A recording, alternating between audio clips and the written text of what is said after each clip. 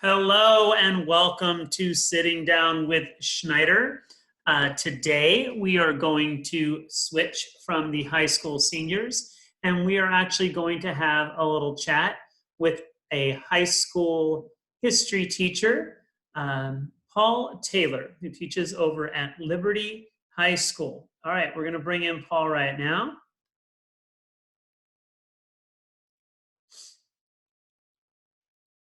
And there he is. How are you, Mr. Taylor?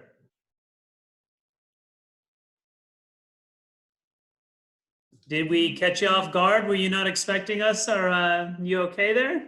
I'm great. Yeah. Did you forget that I was going to bring you into the Zoom meeting? You looked a little distracted. Oh no, I was sending you a text. Okay. Paul, before we continue, are you okay with me recording this and posting it on the YouTube channel? Yes, I have a Venmo website that I'll link up at the bottom. Okay. Okay. Excellent. So, Mr. Taylor, what we like to do at the very beginning of this is have the person that we're talking to introduce themselves a little bit, tell us about some of the things they're involved in. So if you wouldn't mind letting us know who you are, that'd be great. Sure. My name is Paul Taylor. I teach history at Liberty High School. I'm the guitarist in Bart's band. And we're just trucking along through this fantastic distance learning experience for now. That was going to be my my next question. So how are you holding up in all of this shelter in place? It's an experience, isn't it? You know, I wish I had the patience and the discipline to journal this whole experience. I tried at the beginning to be able to just keep my thoughts recorded so that, you know, years later I would be able to have some sort of record of what this has been. And yet, like everybody else, you know, we're stressed. You know, we've got way too much time on our hands, trying to balance out family, work, and own personal time through it all. It's challenging, but that said,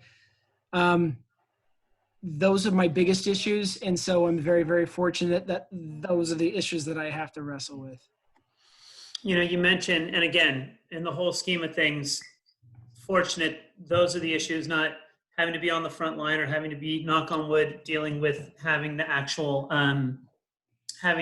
virus. I wanted to ask from the teaching perspective, this whole idea of distance learning, and it's such a whole new like journey in the teaching world. How have you handled that? Like, have you been mainly going with like you putting stuff online the kids can interact with? Have you been actually trying to do face-to-face time?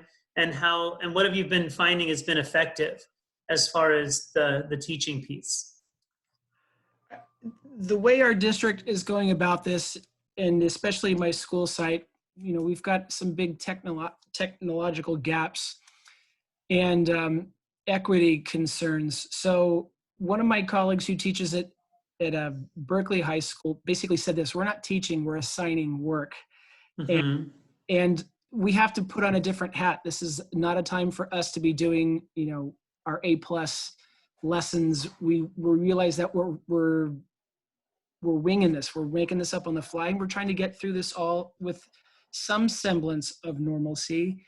And so to be able to, my take has been to expose students to some generalized historical lessons that for the most part will help them see the most recent past in a familiar light. I'm not getting the best because I can't expect the best because we're all in this crazy funk. To be able to allow the kids to do some sort of intellectual engagement. It's not that I'm not asking them to be historians, them to keep their brains going like all of us as teachers are, or those who are interacting with our youth. I think if we're engaging them to be artistic or creative or kind or productive, that's it. You know, it keeps them from just sinking into a funk. And I'd like to hope that my kids who are seeing school is still valuable are doing their best to engage so that they aren't getting funky, because this has been a rough experience for all of us. Have you found in assigning that work, whether it's like over a Zoom meeting face to face or just through comments, you can still engage in some, how do I want to word this? Some conversations. It's not a conversation, like we're having a conversation, but I guess you could call it a conversation, even if it's in the comment section of whatever classroom you're using, things like that, where kids can ask those questions, you can give that feedback. Are you still able to interact? And I know it's not as dynamic. It can't be as dynamic as it is when you're in the classroom and, you're firing away and everybody's kind of having those conversations. But have you found there's been at least a few moments where some kids have maybe written something or they've engaged in a way and you're like, you want to write right back? Like, oh man, that's really cool. Yeah, and I do. So as the kids turn their homework in through turnitin.com, not a commercial. Not a commercial. There is a comment section where I, as their teacher, will post why, I've read it, I've graded it, I'm engaging with it. You've spent some time doing something. I want to let you know that I found something worthy of making a comment on. Actually, my favorite way of communicating with the kids is through email. To always start and end an email with a positive note of how they're doing, asking about them, to try to be my stupid, silly, inane self through my emails, that they can at least read my personality. It's the only way that I can reach through to these kids, even if they don't check their email often, because teenagers call us boomers and we still communicate via email instead of TikTok or whatever sort of, Insta message. The idea of letting them know that I want to drop them a note of personalized care. And it's fun when they react, even with a snide remark, that I can see their personality in it.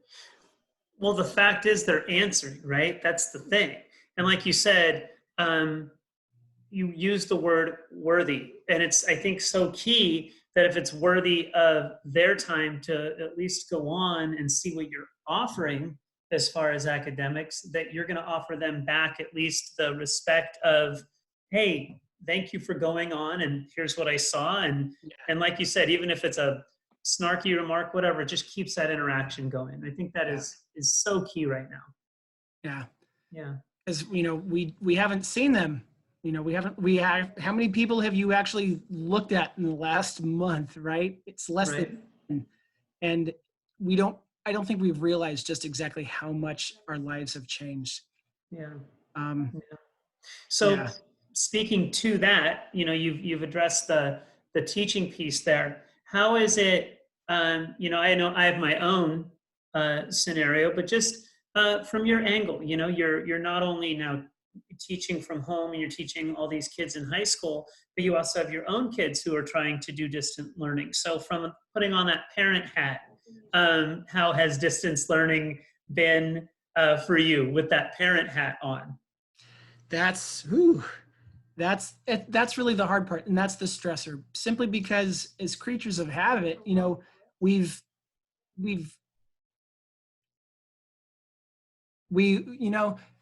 we get up every morning, we leave the house, we show up in these little rooms somewhere else in the city, and that's where we put on our education hat. Mm-hmm. We take on a different aspect of our personality. Here, you come home. Usually, home it's your safe spot. It's where you get sloppy. It's where you come home and you Al Bundy it, right? You're in your skivvies, or you're just, no one cares if you've brushed your teeth or put a bra on, right? And so trying to keep that professional role and the dad role and the husband role and also, just the normal role. It's really hard. We're 21st century creatures. This is what normal is for us. Right.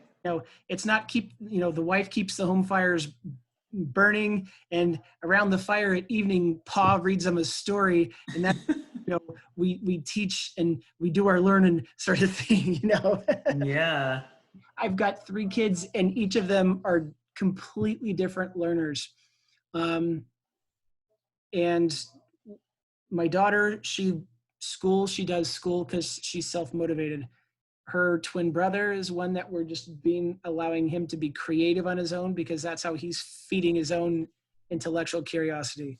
My oldest son, we got to lean on him, because if no one checked on him, he wouldn't even know that we were in a pandemic. He would just be upstairs in his underwear on video games 28 hours a day, you know? Yeah, and the reason and thank you for being so honest with it. And the reason I asked was, again, not as much as just delving into your, personal world. And I appreciate you letting us know how that was, with how it is with three, like you said, different styles of learning, but more kind of like as a microcosm of whether we're, the parents at home are teachers, or whether they're working out at Livermore Lab, or they're, firefighters, they're on the front line as nurses, doctors, all the different jobs anyone can have. I can't name every job in the world right now, but everyone's kind of trying to do that same thing. You know what I mean? So we as teachers, as much as it'd be wonderful to give them all the curriculum in the world, it's such a different ball of wax when it's, everybody's juggling like that, and that's just a one example. So what do you miss most as far as the isolation? What, if you had to pick one thing that just, being at home, that kind of, let's combine two things. What do you miss most? And so assuming that that's the thing you miss most, that you most want to do, like one or two things that you most want to do when this is all, and knock on wood that this, gets lifted sooner than later. What's going to be the first couple things you're going to want to do? Move. We don't realize as teachers just how much we move. We have a classroom, sure, but it's really not an office job. We do move a lot, and it's made my wife and I talk about whether or not I have I don't have an Apple Watch or anything like that, but like a step counter, to realize just how many miles we are moving in a day, and that physicality. I've been very sedentary these last few weeks, and I have not been binge watching television. I've been mainly playing the teacher role and grading and Zooming and all of that stuff. To get outside, exercise is different, because walking is not going to the gym. It's weird to think that it's exciting to hop in a cart and go look at La Costa. Just longingly drive by and look at La Costa. I've done some, when I try to do bike rides early in the morning, I find myself doing some really interesting ruminations, because I ride up and down the streets of subdivisions, especially older subdivisions. And right now, with just so much time on my hands to think, what I'm doing is constantly finding myself as a little child riding my bike through those neighborhoods, remembering all of the families that lived in the houses that were there 30, 40 years ago. It's weird to ride my bike through your old neighborhood and to think of all of the families that lived in those houses, the people that I used to know. It's not making me feel old, but it's making me just doing some reflecting of, where I've been and what I do for a living, and how appreciative I am of my job and what I do have. I mean, we are fortunate to live where we are. Yeah, this lockdown has definitely opened up those opportunities to reflect quite a bit, huh? On because that, I think, is the way you find the positive. You reflect on what you've done and what you are doing, and when you can look at those pieces instead of looking at what you can't do, it definitely can have a solid impact just on moving forward. Yeah. So I'm ready to play some music too when this is all said and done, right? I think that's going to be something that we're going to want to jump on sooner than later as well. Have you been playing a little bit of guitar, and you've been keeping up on that at all? I haven't been learning too many songs. I know, Mr. Bass Player Extraordinaire sent us that list of 40 songs for us to learn. But sit down and honing my technique and trying some new things. I've enjoyed playing my guitar. I hop on eBay to do a little guitar shopping, just as like my reward for, I've got a side gig paycheck coming up, and I'm not going to go buy another guitar, but it's just something to keep me, hopeful and stuff. Yeah, absolutely. each of these times where we see it, 7 o'clock at night or 8 o'clock at night, go outside and, ring the bells or clap, or, for all of our first line responders and stuff like this. Yesterday, there's a music education organization called Teach Rock, and they did a nationwide thing on Sirius XM, which was pick up your smartphone and record yourself singing along to Bill Withers' Lean on Me. And then it was a thank you to all of the people on the front line, but it was also nice because it was a shout out to teachers who are still trying to do what we can, to help our kids and meet them. So it was pretty neat. I think the first song that we should learn when we do play is Lean on Me, because I think if we ever are to play that live in front of a hometown audience, that's a song that we all need to hear and all need to remember. Yeah, that's a good call. We'll have to let Brad know that one. Make sure that's on the list. I have it way easier. Yeah, I see what he has on the list. I just go print out some lyrics. I'm good to go. Lead singer. Anyways, well, hey, Paul, thank you so much, man, for taking the time to sit down and reflect a bit, and especially on a Friday evening, before it is Friday, right? It is Friday. I mean, it's Thursday's day in the month of Schneider, right? Yeah. All right. Well, I'm going to shut down the recording for the official piece, but hang on for a bit. I'd love to just to chat for a couple more seconds. But Sure. Thank you for doing this sit down with Schneider, man. I really appreciate it. Hey, you bet. Thanks, Bart.